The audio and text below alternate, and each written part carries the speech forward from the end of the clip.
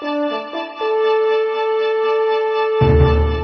evening. My name is Peter Tassi, and this is another installment of Legislative Update with Speaker of the House, Representative Robert DeLeo. How you doing, Bob? I'm doing great, Peter. Nice to see you. Well, the weather outside is pitiful. Yeah, we've been fortunate I guess somewhat fortunate not to have that much rain, especially in the summertime, but we're paying for it today a little bit. November 11th, just passed this past Saturday, Veterans Day. Past Friday. Friday, that's right, Friday. I'm thinking, Yeah. my mind is gone. That's what happens when you get old. This past Friday. And I have seen on TV one ceremony for Veterans Day that you were there. Exactly, what did you think of the ones that you attended? I know you attended two in Revere. I don't know if any in Winthrop. Yes, they had two in Revere. They had one at the Paul Revere School, which is actually an event wherein the children of the school really honor the veterans with songs and poetry and whatnot, and do an absolutely beautiful job. I can imagine the hours that the teachers must put into it, and so that was wonderful. And then also in Revere, on the Sunday before, they have an event at the Beachmont VFW, which is organized by Ira Novoselsky and Al Terminello, and wherein again they honor and remember the veterans. And this year in Winthrop, on Veterans Day itself at 11 a.m. at Town Lawn, which they always have the ceremony. There also was one again here in Winthrop, which was extremely well attended this year, and again, although a little bit windy, it was a sunny day, and they had a absolutely beautiful ceremony and a great speaker, and it was very, very nice. This past week, we had an election for president. Oh. And I don't know how to describe it.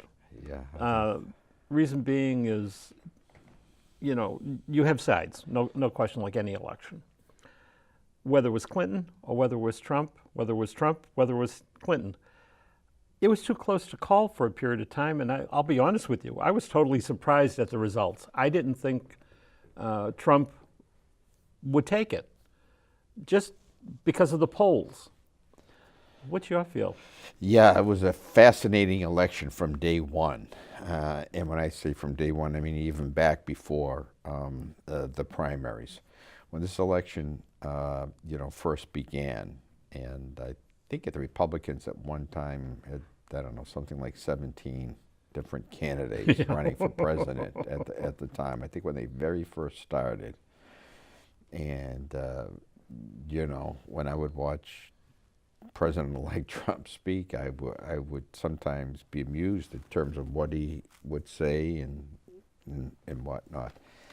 I can tell you, I never looked at him really as a serious candidate at the time, and I don't think many other people did either. Especially, as you said, some of the pollsters really didn't see him as a serious candidate. But as he progressed and the new year came, we saw that he was still in there. I said to some folks at that time, I says, you got to take this guy seriously. And, sure enough, he went on to win the primary. The polls, for whatever reason, polling actually throughout the campaign really, I don't think was very accurate. No. And I was at the Fairmont Copley Hotel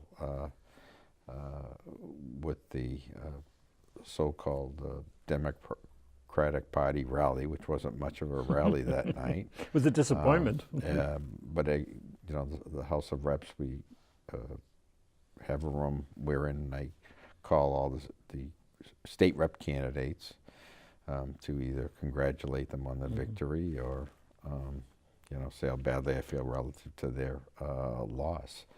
but everyone in the room who was there, our eyes really weren't so much on the rep races. It was really on what was going on. And as we saw the night go on, I could see that things, people were starting to say, for her to win, she's got to do this, this, and that. And it looked like it became more difficult as the night went on. And finally, I guess it was at 3 o'clock in the morning when it was finally called for President-elect Trump, which was a yes, and what it states is probably one of the biggest upset victories in the history of American politics. Clinton, I want you to know, just in case you're not aware, New Hampshire finally has a total. They finally announced that Clinton won the vote by yes, I about heard. 2,000, give or take. Yeah, it was very, very close. Yeah, it took that long. And they had a very close race for the Senate there as well. Yes. There were times when I thought Ayotte and Hassan were running in Massachusetts. I mean, the commercials that ads they had that were all over, obviously here in Massachusetts as well. The thing that I heard via the different broadcasts regarding Clinton and Trump, it regarded the polls, and they said the pollsters made mistakes. They overinflated the percentage of difference. It should have been, instead of 5 and 6 and 8, it should have been like 1, 2, and 3 percentages. It was not errors, but miscalculations, I think they said. Some of the things that I had heard was the fact, well, in many places it was close enough that it was within the margin of error, so it could have went either way. Some analysis stated that a lot of people didn't want to tell the pollsters that they were going to vote for Trump. Therefore, they just weren't honest with them, and therefore that could have skewed it. I've got no idea. The only thing that I do know is, in terms of who was going to be elected, that they were off. Because he won. Now, I viewed so much for my predictions, but I got up that morning and said, I says, this is going to be the morning, I says, where this day, that people are going to go to the polls, think long and hard, and decide to vote for Hillary Clinton. Well, I guess you could say they did that primarily in Massachusetts. Well, she took most of New England anyways. Right. But throughout the rest of the country, it didn't happen. But you know what? The great part is that's why we have elections, and that's what makes this country so great, no matter who you're with, because of the fact that, now we can change who's going to lead this country and do so peacefully.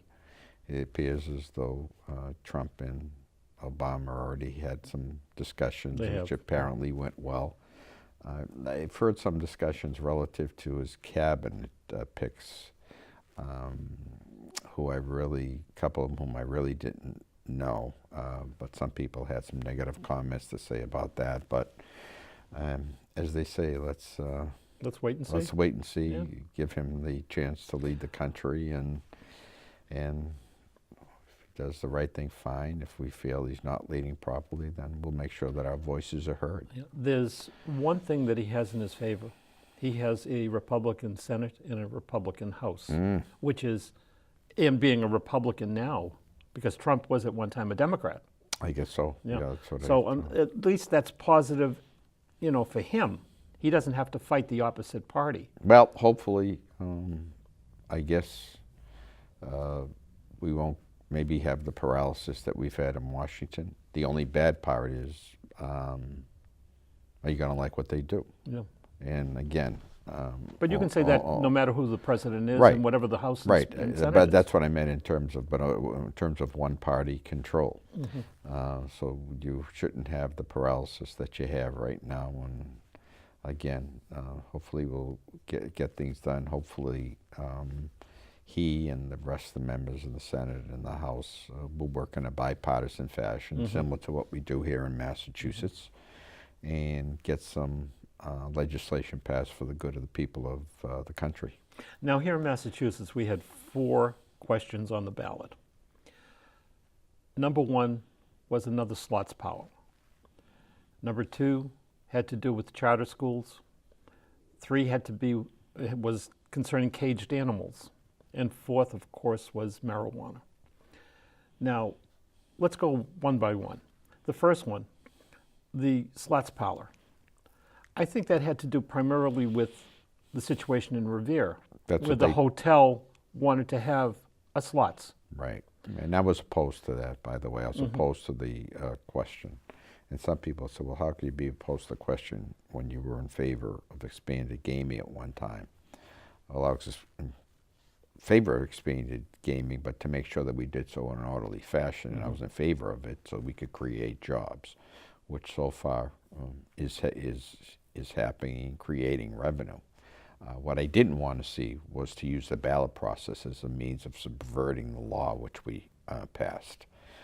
Because then, quite frankly, every 2 years, you could have someone else say, well, We I wanted slots want to do a power, slot power and here or there or anywhere. So eventually that went down.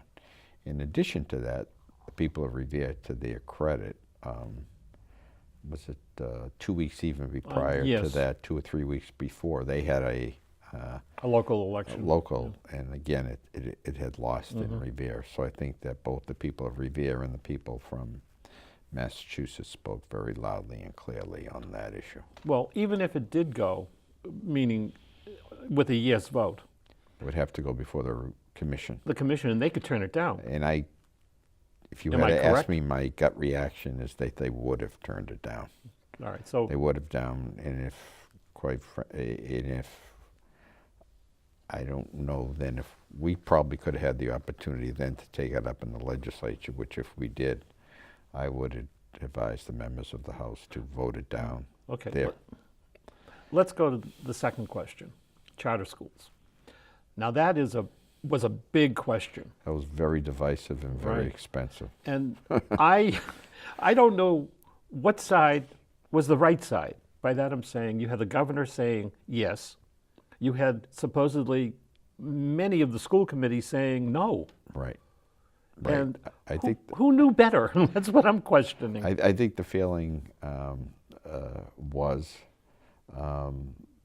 that those with the pro-charter folks felt that it was important to give some children the opportunity, especially in low-performing schools. I really didn't see that as an issue so much in Winthrop or even in Revere, but in certain cities around the state, when I spoke to some parents, especially many times minority parents, they spoke to me in terms of charter schools being A savior? life-saving, a Yeah. savior, if you will. You're right, that their children just did much better in the charter school setting. On the other hand, charter schools weren't for every child. Some children did better in the non-charter school setting. Now, first of all, charter schools are public schools as well, so I can't say public versus non-public. The teachers union,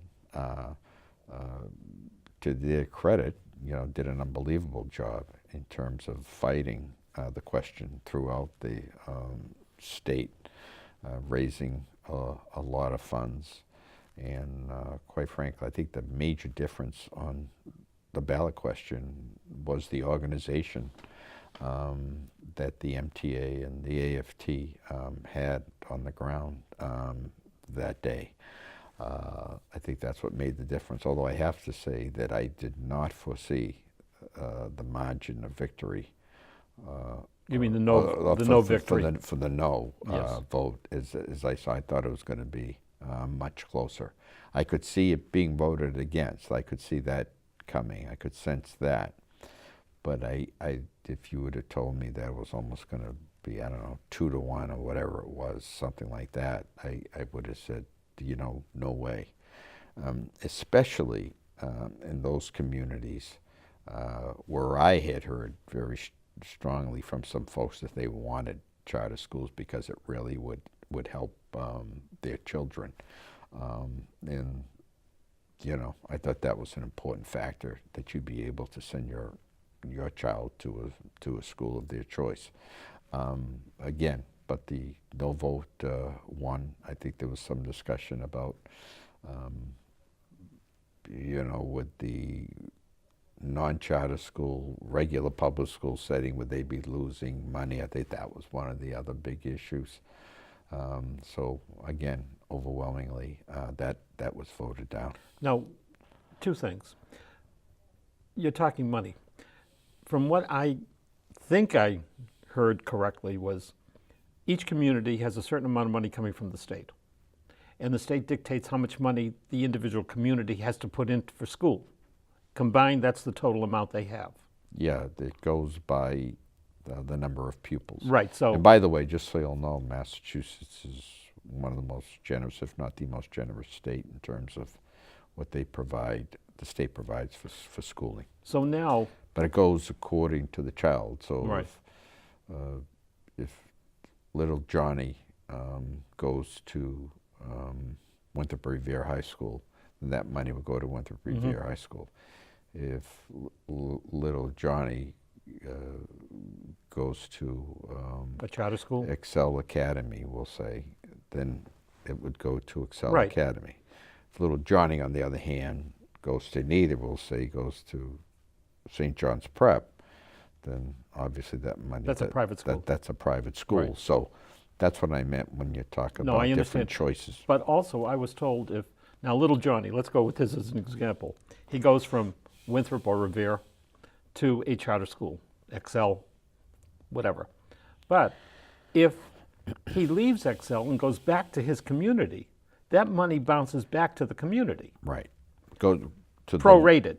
To the local... Whichever the community is. Right. But it's prorated based on the amount of time left in the school year. Oh, you mean during the year? Yes. You know what, I'm not sure of that. I'm not sure if it might take some time, and that money may get there a little bit later. So therefore, if that be the case, the community... It still goes, wherever the child goes, right. That's where the money so goes. Therefore, if it's late, if it doesn't go immediately, that means it's a drain on that community until that money comes, correct? Yeah, I would suppose that would be, but I would think that, I don't think that was really the major issue. No, I'm just saying that could... Because I don't think there are that overwhelming number of kids who change midstream in school to the point where it's really going to right, affect but I'm the saying budget. it could be a factor in the sense thinking, you know, monetarily. Yeah. Now, the other thing also is a lot of people may think this. If the community, and let's say hypothetically, Winthrop has a bad school system, and this is only hypothetical, why not try to improve it rather than having them go to a charter school? Why don't they do that? Well, that's one of the arguments that were made by the anti-charter people. And I can understand that as well. And I can tell you both Winthrop and Revere do the best they can. Oh, no, I understand. I'm just saying this is a hypothetical. But on the other hand, and this again, I don't think was really meant for Winthrop or Revere. I think there are some schools and some communities just that their level of attainment just is not very good. And I think you and I know the communities that it could be. You know, so that's where the charter folks and the parents of those kids came in and said, hey, we want our children to have the same opportunities as some of these other kids who are going to better schools. Okay. So that was the argument, one way or the other. Let's go to question 3. It was caged animals, and I'll say for consumption. Yeah. Giving them leg room. What's your feel about it? I mean, how much can we explain it? It's there in a nutshell. Interesting question in the sense that this came as one of the matters up at the State House for a debate. And I felt we should debate it because I felt that if this question were to go on the ballot, that there was no issue in my mind that people were going to vote overwhelmingly for it. We had a number of members, especially those in the farming areas of the state, out in the western part of the state, who felt very strongly that that was not an issue in our state, and therefore why are we going to be taking it up? As a result, we didn't. But having said that, it did come up, and the people voted, I think, 75-25, 3-1, Yeah. in favor of not having animals in cages where they couldn't move around or Turn around turn and so, around yeah. and whatnot. And the argument against that I heard from the members who were opposed to it was that in Massachusetts we don't have the issue that other states have relative to that, and that this could possibly cost eggs and chickens and whatnot, the cost to increase.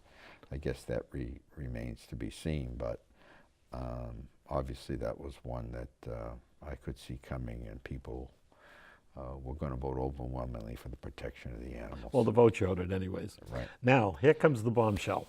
Question 4, marijuana. You and I have discussed this previously in other shows, and you're against it. I was not in favor of it either. I have the fear, like you, that marijuana could lead to other abuses, and I'll say it that way. What was the feel in the House when it passed? Interesting, we had, it was a question that most of the, if you were to put money in terms of TV ads, the pro-marijuana folks had by far the most money for advertisements. The anti-marijuana people, I think, probably have most of the elected officials. The governor, the lieutenant governor, the attorney general, myself, and Mayor Walsh. So that's the way it's split in terms of which side had which support and not support. It was my feeling that there were 3 major issues, and you had mentioned one. Number one, not necessarily in this order, but the edibles, that they could get it could get into the hands of children, whether it's through gummy bears, which I've heard about, or brownies, or whatever it may be. Yet one of the other issues was operating under the influence of marijuana. The wife of the state police officer who was killed allegedly by a gentleman who was under the influence of marijuana came out and spoke very strongly against the law, the change, I should say. And finally, one of the biggest issues that I had with it, probably the biggest issue, was the fact that what it could lead to. I spent some time talking to people suffering with substance abuse and, you know, fighting this disease each and every day. And I heard loudly and clearly from them that many times they started with the use of marijuana. So I felt that, I don't know, as we've been debating the last couple of terms about fighting opioid abuse, that how could I, on the one hand, support marijuana but fight opioid abuse? So for me, I felt hypocritical in supporting the pro-marijuana when I was, on the other hand, fighting against opioid abuse. Now the law comes really to us. I'm not sure how people would say it was very well, I don't think anyone could say it was really well written.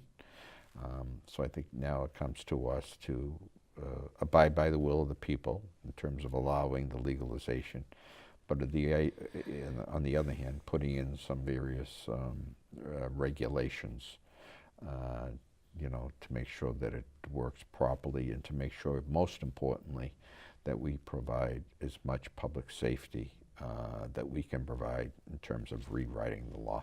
Now, here's one thing that maybe it hasn't been discussed yet because it's relatively new, the circumstance, the passing of question 4. The individual communities, how do they regulate? Do they say we can only have 10 stores, or we can have 2 stores, or any Tom, Dick, or Harry can say, I want to open a store, and they have to have it. That's going to be one of the primary regulations. We'll take it up. There may be an opportunity, and again, I've really got to check this out for some cities or towns to say we don't want it at all. But I'm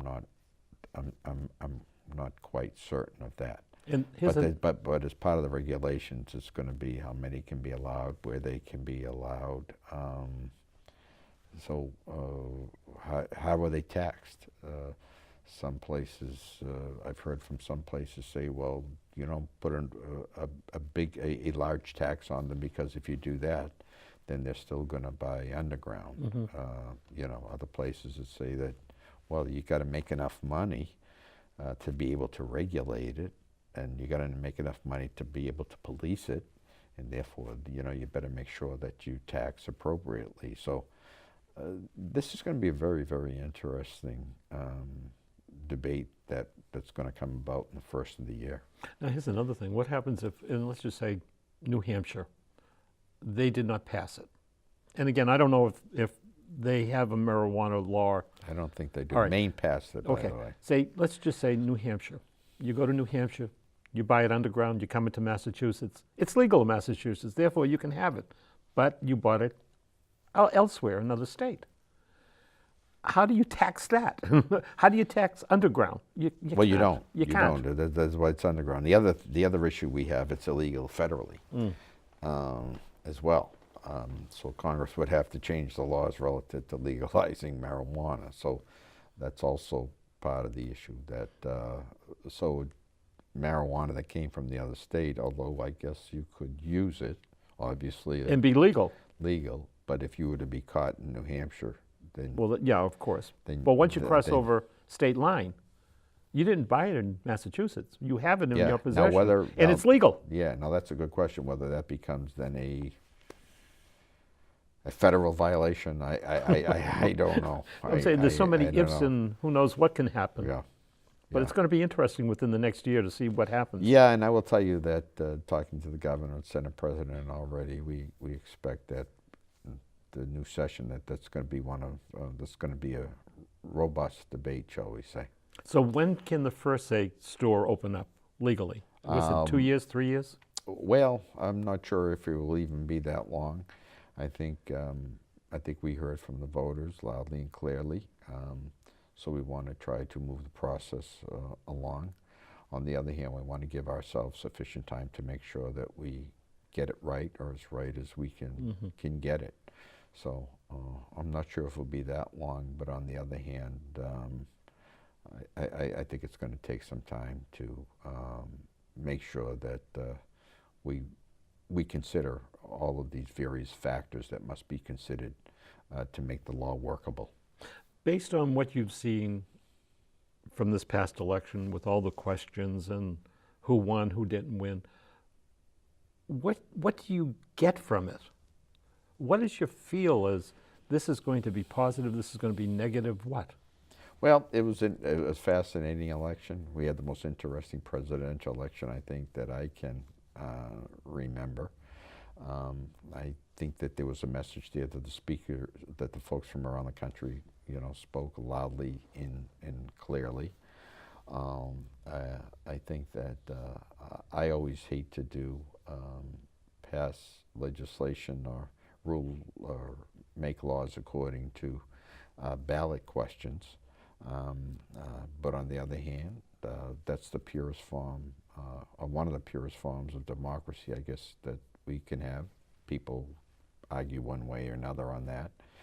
They made their failings known, and this gives us the opportunity now to follow the will of the electorate and follow it accordingly. But the interesting part is now we begin again. I think it's December 5th. We're starting the new budget process where we'll have some hearings. I'm going to cut you short, Bob, because we're just about out of time. So why don't we'll continue with this at the next show. Yeah, but anyway, so we'll be starting a new legislative session in January, and the process will begin again. And again, as always, if anyone wishes to contact my office, they can give me a call at 617-722-2500. That's 617-722-2500. And thank Well, you for watching. Again, thank you for coming again. And have a nice Thanksgiving to everybody. Oh, yeah, everyone. Happy Thanksgiving. And thank you for watching. Happy Thanksgiving, and we'll see you sometime in December. Good night.